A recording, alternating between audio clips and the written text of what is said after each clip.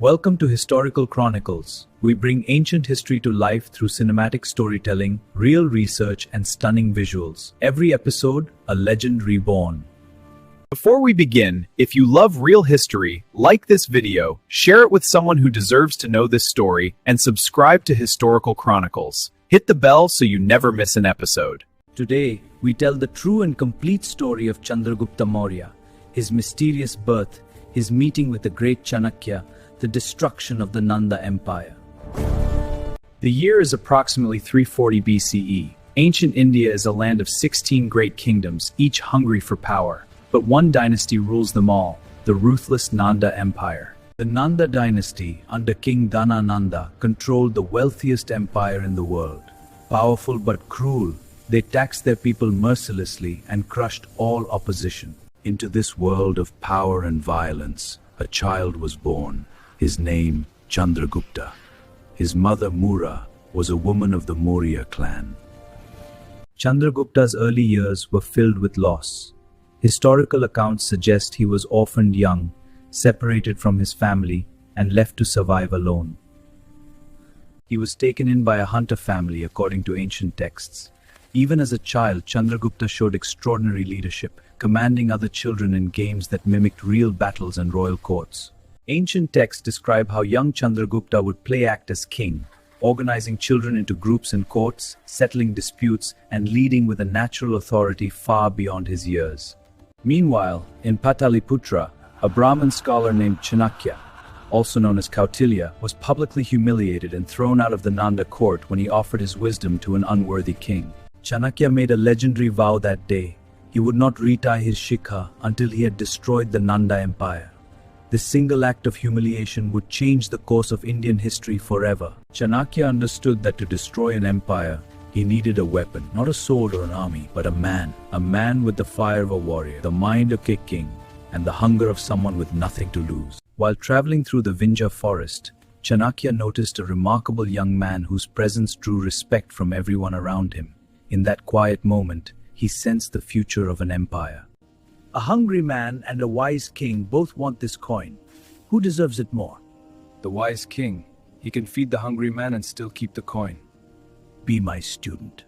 Chanakya took Chandragupta to Takshashila, where he trained the young man in the Arthashastra, the science of statecraft, economics, military strategy, and the art of ruling an empire. Under Chanakya's grueling training, Chandragupta mastered swordsmanship, archery, chariot warfare. He transformed from a village boy into a formidable military commander. In 327 BCE, a conqueror arrived from the far west, Alexander the Great, who had already conquered Persia, Egypt, and Central Asia. Now he turned his army toward India. At the Battle of Hydaspes in 326 BCE, Alexander defeated the great Indian king Porus. But even in defeat, Porus' legendary courage so impressed Alexander that he returned Porus' kingdom and made him a friend. Ancient sources suggest that Chandragupta may have met Alexander during this period. Though details are debated by historians, it is believed he studied the Greek military machine closely. Alexander's army refused to march further, facing the prospect of fighting the mighty Nanda Empire. He turned back, and India was saved. Alexander's withdrawal left a power vacuum in northwestern India. Chanakya immediately recognized the opportunity. The Greek satraps left behind were weak, unpopular, and isolated. It was time to act. Warriors! The time has come to rise against the oppressors! Recruiting an army from the hill tribes, frontier warriors, and all those who suffered under the oppressive Nanda rule. Their first campaign ended in failure. Chandragupta had attacked the Nanda heartland directly, a mistake. Chanakya stopped him. You cannot eat from the center of a dish. You must start from the edges. Chanakya's lesson was simple but profound. Build strength at the periphery before striking the center. They would conquer the borders of the Nanda Empire first, cutting off their resources, their alliances, and their escape routes. Following this strategy, Chandragupta systematically conquered the northwestern territories, sweeping out the remaining Greek garrisons left by Alexander. The Nanda's greed has left us with nothing. Take this grain, warrior. Their troops march from the east, but the river crossing is weak. Your courage feeds our cause. We march at dawn. In 323 BCE, Alexander died at just 32 years old. His empire immediately began to fracture as his generals fought over the pieces. Chanakya saw his window. The Greeks in India were now truly alone. Chanakya had spent years placing spies deep within Pataliputra. He knew the palace's every secret, the disloyal generals, the underpaid soldiers, the ministers who hated their king. He would use them all. By approximately 321 BCE, Chandragupta's army was ready, trained, equipped, motivated, and supported by intelligence from within the empire itself.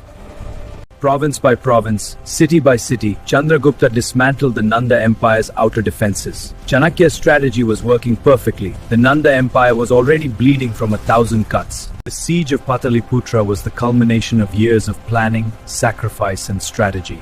From within the city, Chanakya's agents sowed confusion and defection among the Nanda commanders. The gates of Pataliputra opened. The Nanda Empire, which had stood for over a century, collapsed. Nanda was defeated and the Nanda dynasty came to an end. A new era had begun.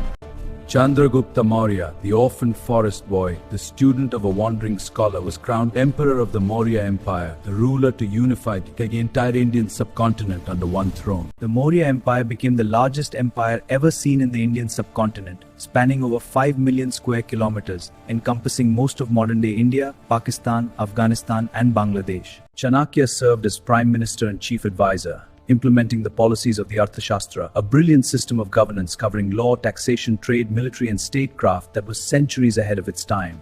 In 305 BCE, Seleucus Nicator marched an enormous army toward India, claiming Alexander's former territories. Onward to India! Reclaim Alexander's legacy! Chandragupta's army defeated Seleucus Nicator's forces. The war elephants of Chandragupta's army proved devastating against Greek tactics.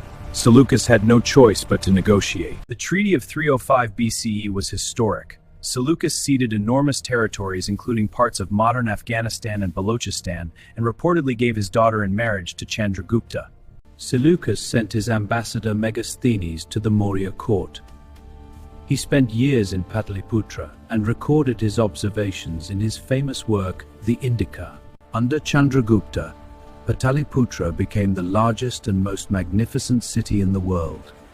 Megasthenes described it as greater than Babylon or Susa.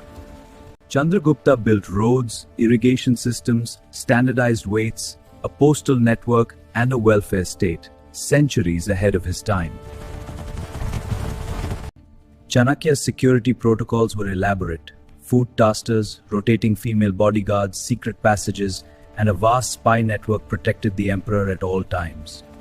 Chandragupta rarely rested. He received citizens, reviewed armies, studied statecraft, and managed a continent-spanning empire every single day. He pushed south into the Deccan, modern Karnataka and Maharashtra, extending Maurya power further than any Indian ruler before him. As he aged, Chandragupta came under the influence of the great Jain saint Bhadrabahu. The teachings of non-violence and liberation stirred something deep within him. After 2 decades of ruling the world's greatest empire, Chandragupta felt an emptiness that no throne, no victory, and no wealth could fill. A severe drought brought hardship to the land. The suffering of his people weighed heavily on Chandragupta. Around 297 BCE, Chandragupta did what almost no ruler in history has ever done. He voluntarily placed the crown on his son Bindusara's head and walked away from his empire. He renounced everything, throne, palace, wealth, and army, and became a Jain monk. He kept nothing, he asked for nothing, he was finally free. He walked thousands of miles on foot, southward across India, a former emperor with nothing but a begging bowl, seeking liberation. They reached Shravanabelagola in modern Karnataka, one of the most sacred sites in Jain tradition. Here, on these ancient hills, Chandragupta would spend his final days. He began Sallekhana, the sacred Jain practice of peacefully fasting unto death, not defeat, not despair, the ultimate act of spiritual liberation. Chandragupta Maurya passed from this world at Shravanabelagola around 297 BCE. He was approximately 43 years old. His son Bindusara expanded the empire further. His grandson Ashoka the Great carried it to its greatest glory, spreading Buddhism across all of Asia. Chanakya's Arthashastra, written during Chandragupta's reign, is still studied in universities and governments worldwide, one of history's greatest political masterworks. At Shravanabelagola, Karnataka, the hill is named Chandragiri, the hill of Chandragupta, in his eternal memory. Pilgrims still visit and bow their heads here today. At its peak, the Maurya Empire was the largest on Earth, home to nearly one-third of the entire world's population. No empire of its era came close. India's national emblem, the lion capital of Ashoka, was born from his dynasty. The very idea of a unified India was first made real by Chandragupta Maurya. His life teaches us, greatness is not where you begin, but what you build. Power means nothing without wisdom, and the greatest victory is mastery over oneself. This is the true story of Chandragupta Maurya, warrior, emperor, monk, and legend. A man who changed the course of human civilization forever. 2,300 years have passed, empires have risen and fallen, but the India he first dreamed of still stands, still one, still eternal. Thank you for watching Historical Chronicles. Like, share, and subscribe to never miss an episode. Real stories, epic history, timeless legends.